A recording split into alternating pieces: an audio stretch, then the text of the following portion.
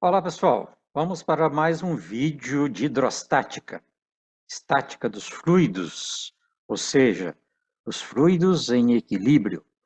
Nesse vídeo nós vamos abordar sobre vasos comunicantes, o princípio de Pascal e algumas aplicações.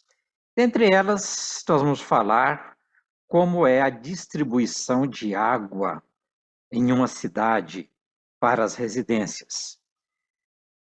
Bem, vocês sabem que quando nós ligamos vários recipientes, esse conjunto nós chamamos então de vasos comunicantes. E a atuação da pressão atmosférica na parte que está aberta é igual para todos eles. E esse líquido, portanto, que está aqui, vai atingir sempre a mesma altura. Portanto, independentemente do formato, como por exemplo esses aqui, se eu coloco aqui, abro a torneira, a água vai caindo aqui e vai subindo igualmente em todos eles. E outra informação também importante, pessoal, é que a pressão aqui embaixo, por exemplo, né, é a mesma, independentemente do formato do recipiente que está acima. Porque a pressão aqui vai depender apenas da profundidade do líquido, tanto para esses vasos como para este aqui. É sobre uma aplicação muito interessante, é a do nível de pedreiro. O nível de pedreiro nada mais é do que uma mangueira transparente, ele coloca água e essa água vai atingir o mesmo nível em suas extremidades. Também aqui a pressão atmosférica é a mesma, tanto de um lado como do outro. Então, como que ele utiliza isso? Ele quer fazer, por exemplo, um piso que tenha o mesmo nível, sem caída nenhuma. Ele vai marcar pontos naquele espaço, né?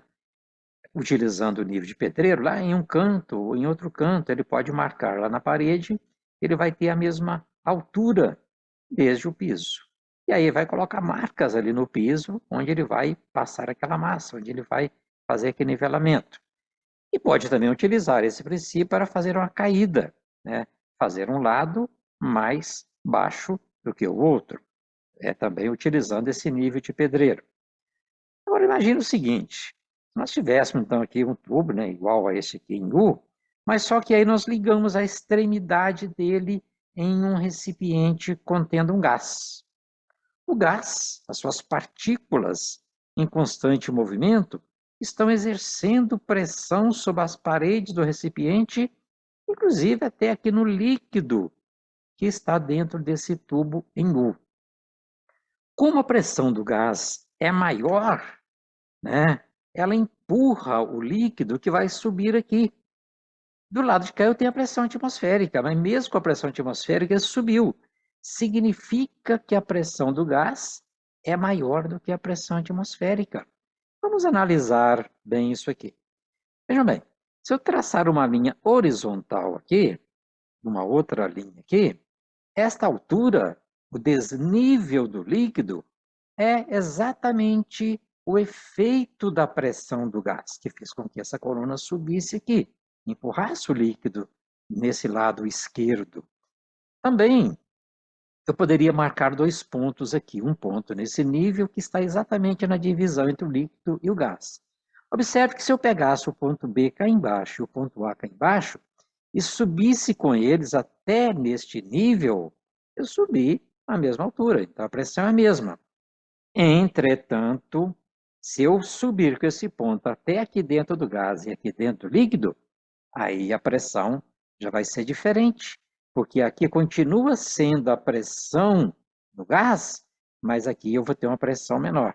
Então, as pressões não são iguais quando eu coloco esses pontos em fluidos diferentes. No máximo que eu posso colocar, até na superfície de separação entre eles. Vamos chamar de D a densidade do líquido que está aqui neste tubo em U. Podemos escrever que a pressão no ponto B é a pressão do gás. A pressão do gás é igual do ponto B. E que a pressão no ponto A é a pressão atmosférica mais a pressão devido a essa coluna do líquido. Então, PA é a pressão atmosférica, mas a densidade do líquido, a aceleração da gravidade e a altura.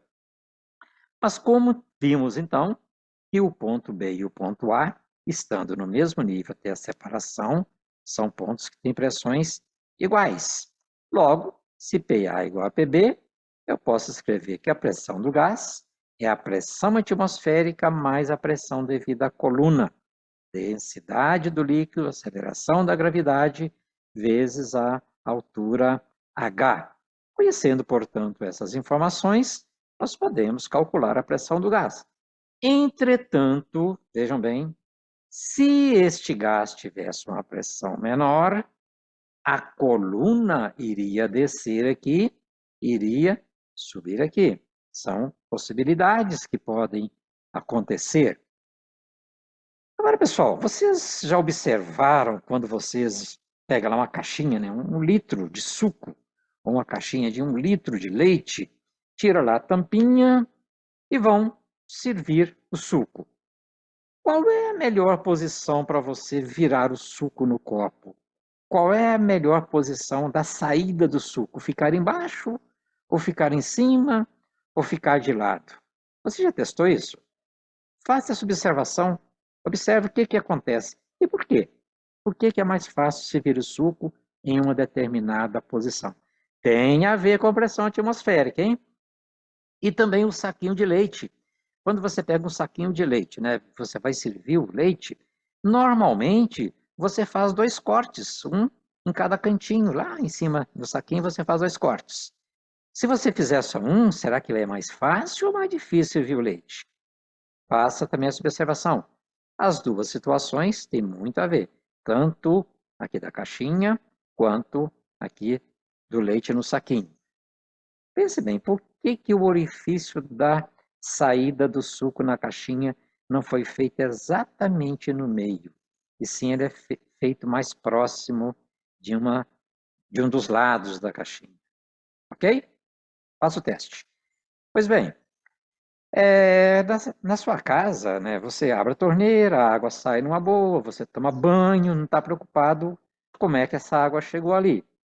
Entretanto, para que essa água caia na caixa da sua casa, ou aqui no prédio onde você mora, ela precisa vir de um local em que está mais alto do que a caixa d'água das casas ou dos prédios. Por quê? A água que sai daqui, no máximo, ela vai atingir esse nível. Se esse prédio fosse mais alto, se a caixa estivesse cá em cima, a água chegaria no máximo até aqui. E sem pressão nenhuma, ela vai chegar praticamente, né, com pressão zero. Aí você precisa ter um reservatório aqui embaixo e ter uma bomba para jogar essa água nessa altura.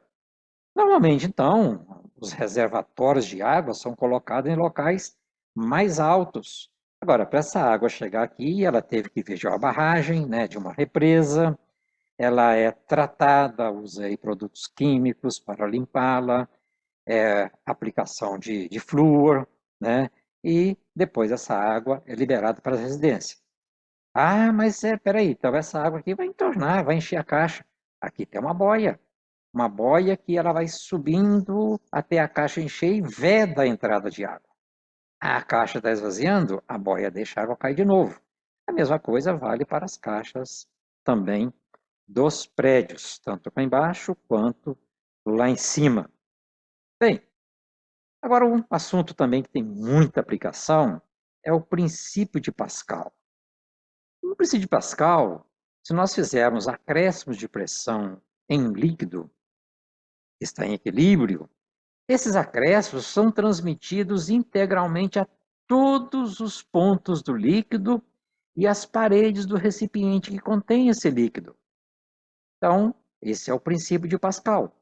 Tem várias aplicações, como, por exemplo, aqui o que é conhecido como prensa hidráulica, que é um recipiente onde tem uma abertura aqui de uma área maior e uma área menor. Esses êmbolos são móveis, ou seja, eles podem movimentar aqui para cima, para baixo, tanto aqui quanto aqui. Podemos chamar esse êmbolo maior de uma área A maiúsculo e aqui uma área A minúsculo. Então, são áreas diferentes. Quando aplicamos uma força aqui, nós estamos, então, fazendo um acréscimo de pressão. Aí, esse acréscimo de pressão é transmitido integralmente no líquido. Nós estamos tratando de um líquido, ele é incompressível, ele não vai ser comprimido. E esse acréscimo de pressão, então, vai gerar uma outra força atuando nesse êmbolo aqui, atuando para cima, porque o efeito da pressão veio aqui. Então, a força aqui é para cima. Logo, eu sei que o acréscimo de pressão que eu fiz aqui é igual ao acréscimo de pressão que foi transmitido até aqui. Então, o P1 aplicado lá do lado direito foi transmitido até um P2 aqui do lado esquerdo. Mas a pressão atuando aqui, eu posso escrever como sendo a razão da força que causou esse acréscimo de pressão dividido pela área. Pressão é força por área. E o P2 é a força dividida pela área maior. Logo, se eu quiser calcular a força que chegou aqui desse êmbolo maior, eu vou ter que F2 vai ser o A maior dividido por o A menor, vezes o F1. Aí nós temos uma relação interessante. Por quê? Se essa área aqui for, por exemplo, 10 vezes essa área, 10 vezes a pequena, eu vou ter que a força que chegou aqui no êmbolo maior será 10 vezes a força que foi aplicada inicialmente. Uma aplicação desse sistema são aqueles elevadores de carro, né, que você aplica uma pressão aqui, este acréscimo é transmitido integralmente até aqui, e vai fazer com que você tenha uma força maior calculada por essa equação que nós acabamos de ver. Então, aplicando uma força F1 aqui, você vai ter uma força F2 maior para levantar esse sistema. Veja aqui que ele é móvel, ele vai subir. Bem, são algumas aplicações que queria mostrar para vocês. É um assunto bem interessante, que é bastante cobrado em vários exames e, normalmente, principalmente o Enem, gosta de cobrar coisas bem práticas que têm utilidade no nosso dia a dia. Ok, pessoal? Um abraço e até nosso próximo vídeo.